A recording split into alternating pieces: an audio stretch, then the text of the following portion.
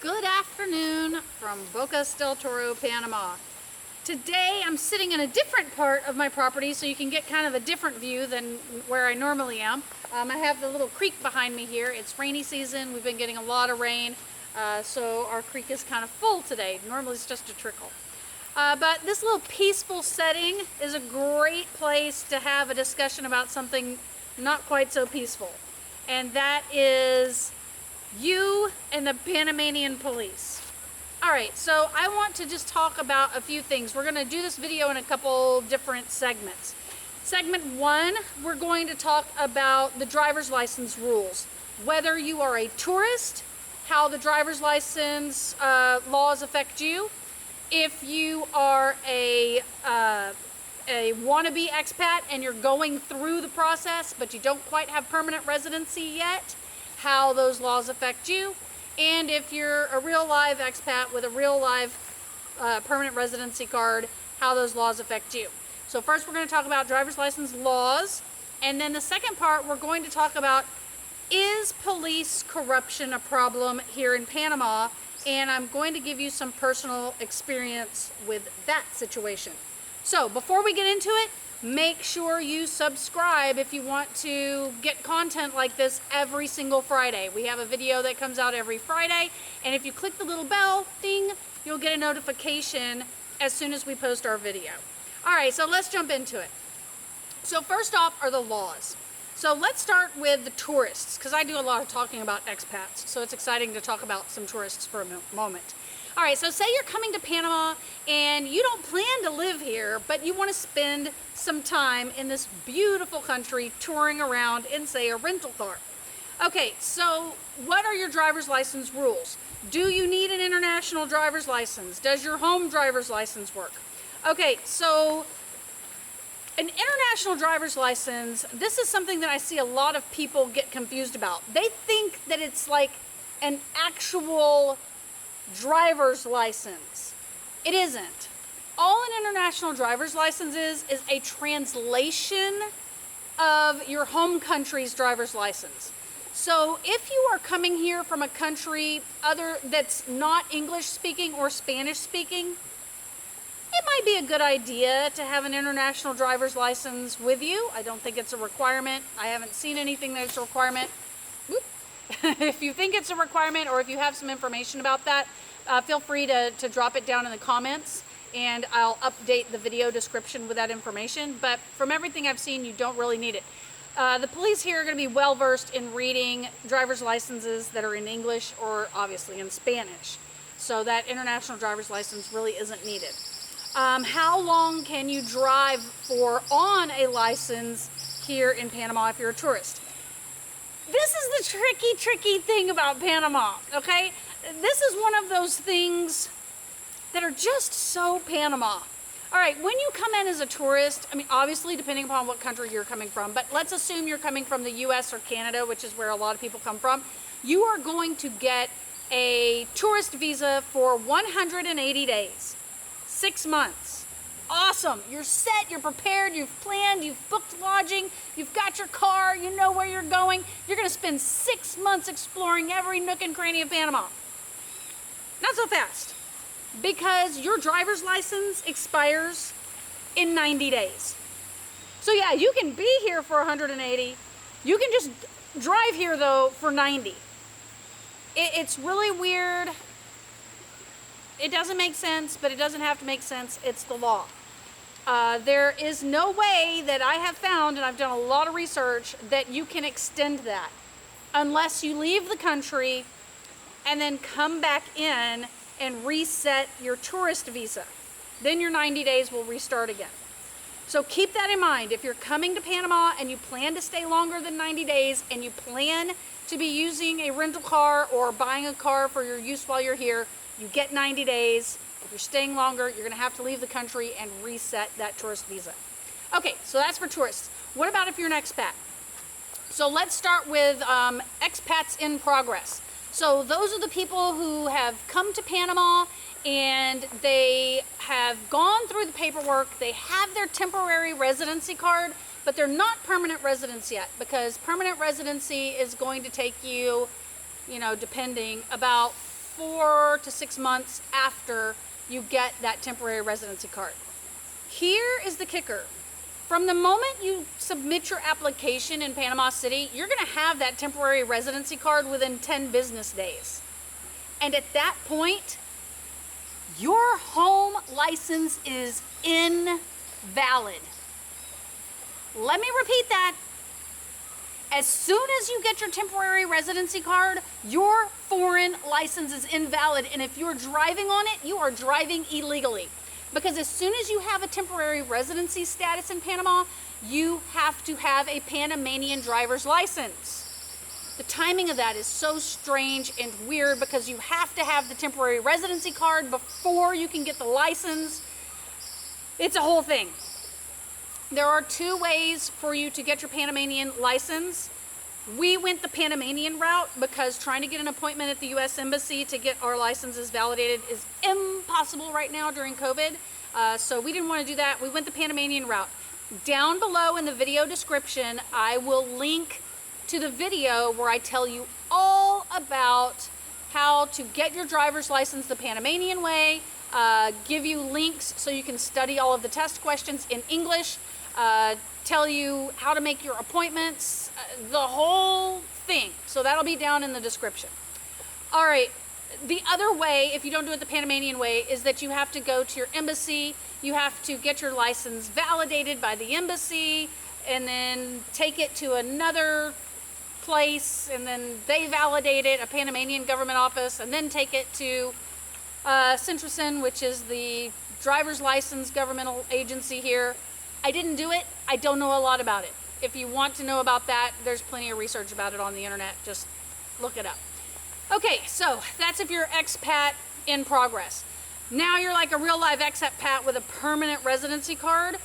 If you had your temporary residence card when you got your license, as soon as you get your permanent residence card, your temporary driver's license has now expired. So it's easy though. It's just an appointment to basically renew it. Okay, that's all it is. Easy, breezy, no problem. All right, and so then, now you're an expat, now you have your permanent license, you are all set. Okay, so those are the basic driver's license laws here. Simple.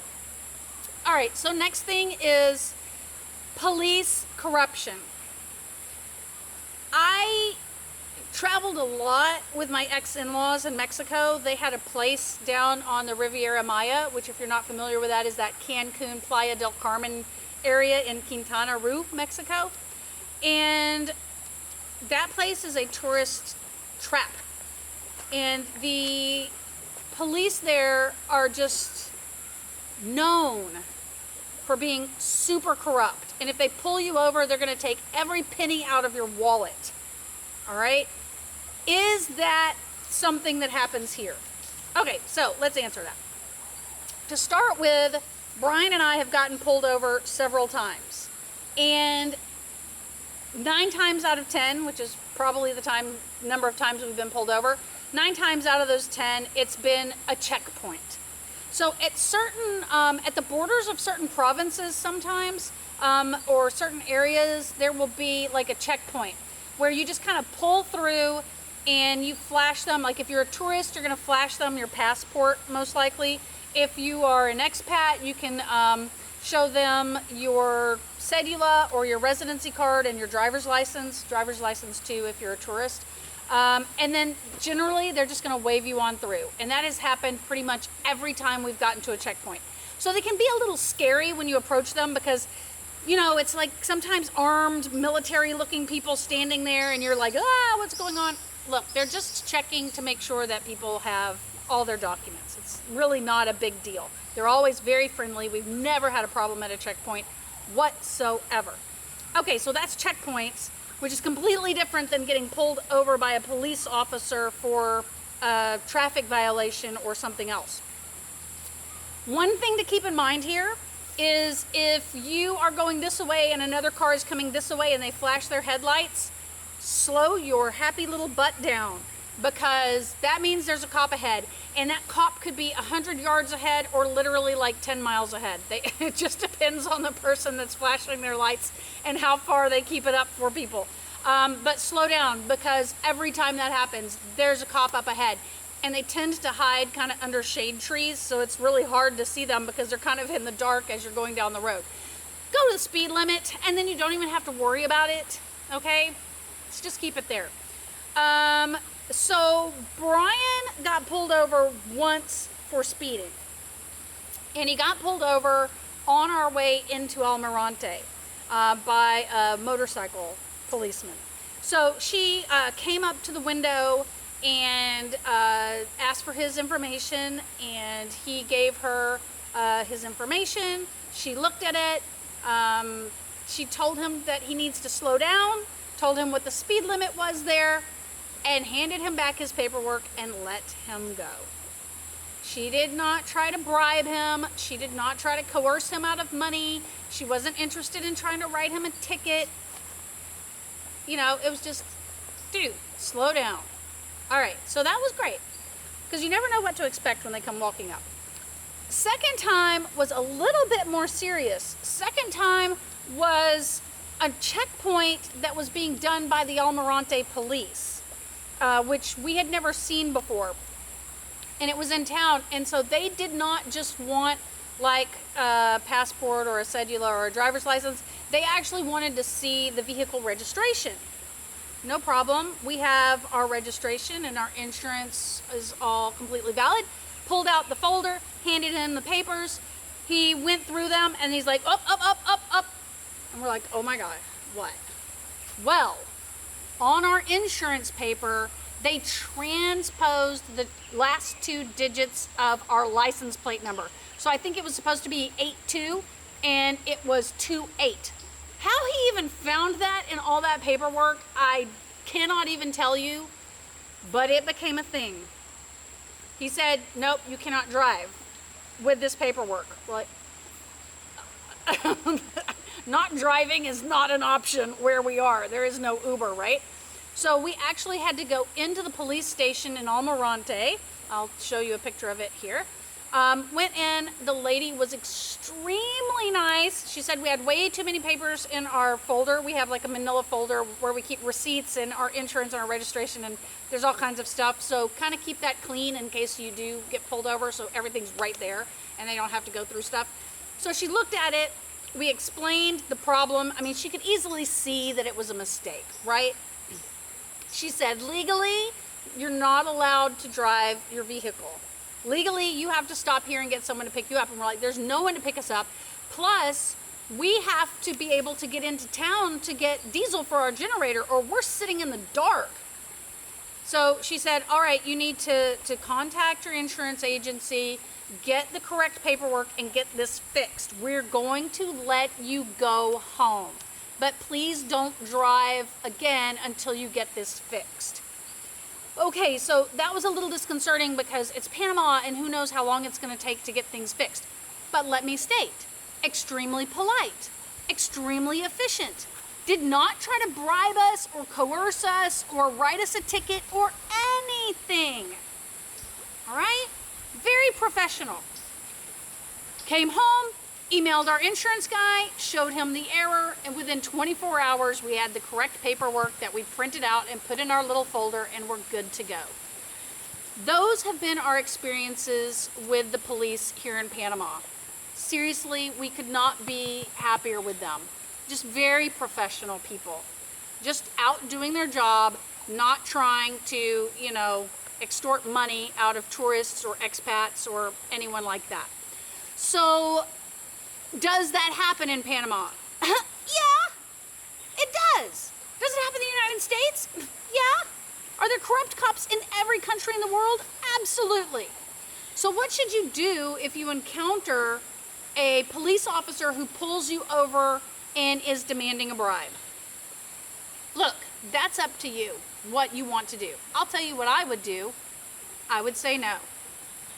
Absolutely no, no, no. Because when you pay those bribes, what you're doing is you're fostering that behavior. You're giving them incentive to do it again. I would rather have a little inconvenience of having to go in and pay a ticket at the municipality or whatever it is, than hand an officer money that I know is going right into his pocket. And then the next person that comes by, he's gonna think he can do the same thing. I don't want Panama to turn into Quintana Roo, Mexico. I assume you don't either. Don't pay bribes. It's really not worth it in the long run, okay? So a lot of times, once you make it very clear that you're not going to pay a bribe, they're just gonna let you go. They're not even gonna write the ticket, okay? I mean, they might write the ticket and then you'll have to deal with it. Actually, you can pay your tickets online in Panama. So it's really not that big of a deal. Don't back down. Also, even if you do speak some Spanish, if you look like you might not speak some Spanish, I would pretend that you don't speak any Spanish if you get into a situation where an officer is trying to bribe you. Because sometimes it's just more frustrating for them trying to communicate with you when you're just like, no comprendo, no comprendo. Okay, then they're more likely to just say, get out of here, go, go, go, I don't want to deal with it. All right, so those are some tips for you. If you have found them useful, please hit the like button. Please hit the subscribe button. Please hit the notification button. And if you have any questions about anything related to the driver's license laws or dealing with the police here in Panama, definitely comment below and I'll help you. If you have a question that's not related to what I've just been talking about, I have a Facebook group for that. The link is down in the video description, and if you join, I'm on there every day answering all kinds of questions about all kinds of things. Me and a lot of other expats that just really want to get together and have a strong community of people who are trying to navigate Panama and do it with some solid information. Okay, that's what we're trying to do over there. All right, so I will see you next Friday. So until then, drive slow, follow the laws, and don't pay bribes.